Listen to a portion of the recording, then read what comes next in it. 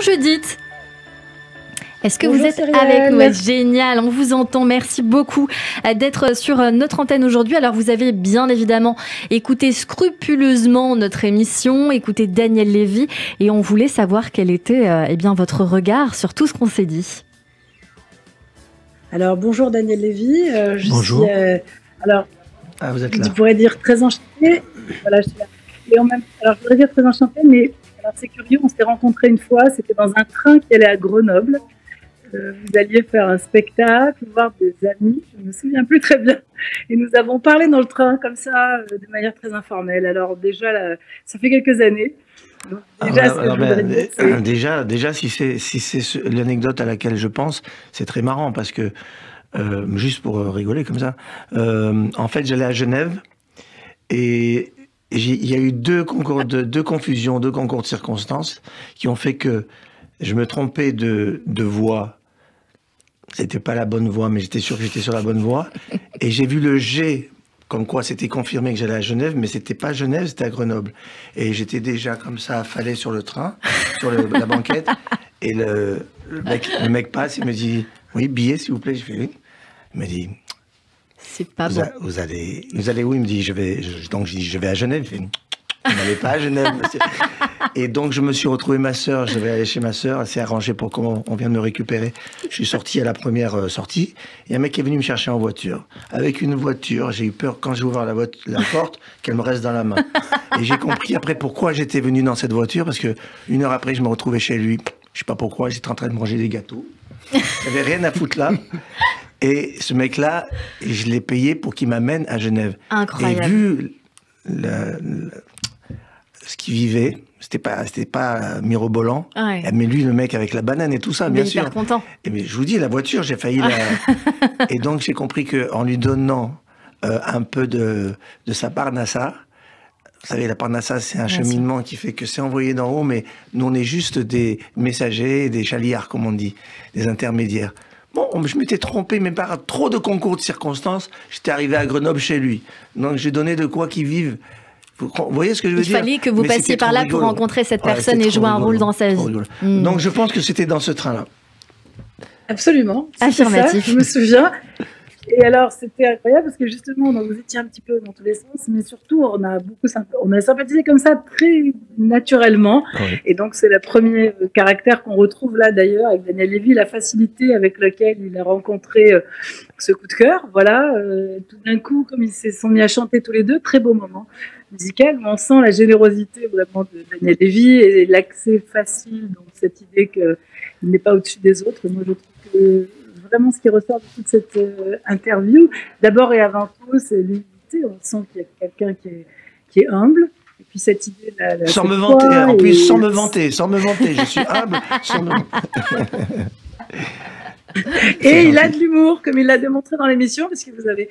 Et puis il en faut beaucoup de l'humour, c'est vrai, dans des situations difficiles, parce que on a beaucoup parlé dans cette émission d'épreuves, de beaucoup d'épreuves, et aussi c'est très intéressant parce que tout au long de l'émission, vous avez au fur et à mesure trouvé du souffle. Au début de l'émission, je vous sentais un petit peu essoufflé, en répondant, et puis au fur et à mesure, vous étiez de plus en plus là. Mais moi,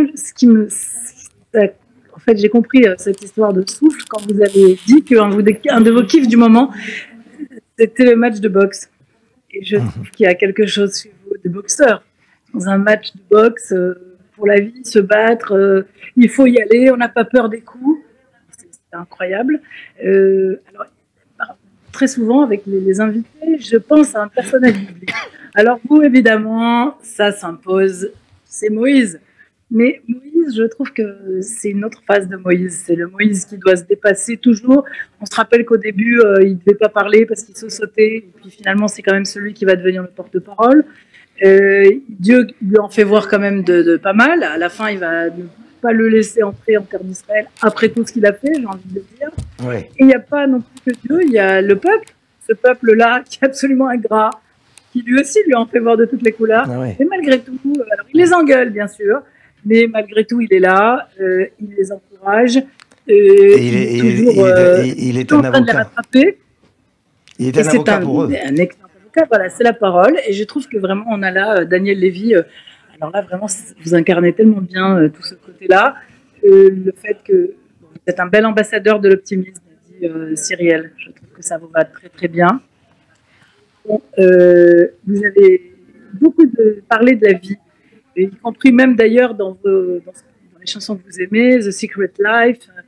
J'ai beaucoup aimé ce lapsus que vous avez fait, qui est raconté par Cyrielle, qui dit que cette chanson de John Legend, All of You, au lieu de All of Me. Vraiment ce côté d'être dans la générosité de l'autre. D'ailleurs, vous avez dit, de tac au tac, vous avez dit l'amour, c'est l'autre. Donc il y a quelque chose qui est tellement tourné vers l'autre. On a presque envie de vous dire, il faut penser à vous quand même, hein, parce que c'est important.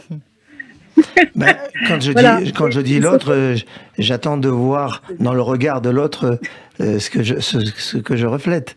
Alors c'est vrai, on a envie de vous dire, mais vous savez, vous êtes ensemble, vous avez beaucoup de force en vous, et que c'est vraiment, comme je l'ai dit tout à l'heure, il y a une idée de combat. Votre album, il s'appelle Grâce à toi. Moi, j'entends aussi Grâce à Dieu. Donc, c'est vraiment cette reconnaissance qu'il y a des choses qui nous échappent. C'est pas une raison pour pas se battre, pour ne pas avoir envie de vie. Et puisque vous dites, la chanson, pour vous, c'est la vie. Là, vraiment, on entend ça quand même. Hein. Vous avez dit d'ailleurs, après, c'est une source de régénération d'être sur scène. Oui. Alors là, je trouve que c'est incroyable. Et bon, Charlie Chaplin, c'est marrant, ça vous va bien. Il y a un petit côté comme ça. D'ailleurs, ça rejoint un titre que vous aimez qui s'appelle Innocent Life. Il y a quelque chose aussi d'innocent chez vous, je trouve. Dans une forme de naïveté, mais pas la naïveté qui veut dire qu'on comprend rien à ce qui se passe. Non, une vraie naïveté qui fait qu'on prend les choses de la vie comme elles viennent, avec beaucoup de fraîcheur. Judith, je dois absolument vous couper. Voilà. Mais c'est terminé. Je dirais simplement, je termine avec une petite phrase. Vous savez, alors il y a cette phrase biblique, je l'ai déjà dit pour quelqu'un d'autre, mais elle vous va trop bien. C'est Dieu dans Bereshit qui dit « Je te donne la vie et la mort, tu choisiras la vie ». Donc ça vous va bien, ça, de choisir la vie. Et j'ai envie de vous dire « L'Echaim ». Merci beaucoup, Judith Cohen-Solal sur l'antenne de Radio J. Je suis très touché par votre commentaire et par votre vision. Ça va couper. Merci. Je suis désolée. Merci beaucoup. C'est la fin de cette émission. Merci d'avoir été avec nous. Daniel Lévy, on vous retrouve pour votre tournée Vivre aux éclats en France et en Belgique, et notamment le lundi 14 mars prochain à Mogador avec vos amis. Des 10 commandements, on vous fait un cadeau tout de suite sur l'antenne de Radio J. Ah ouais. Merci beaucoup. Merci à vous, Cyril. Merci. À vous tous. Merci. On se donne rendez-vous demain à 15h. À demain.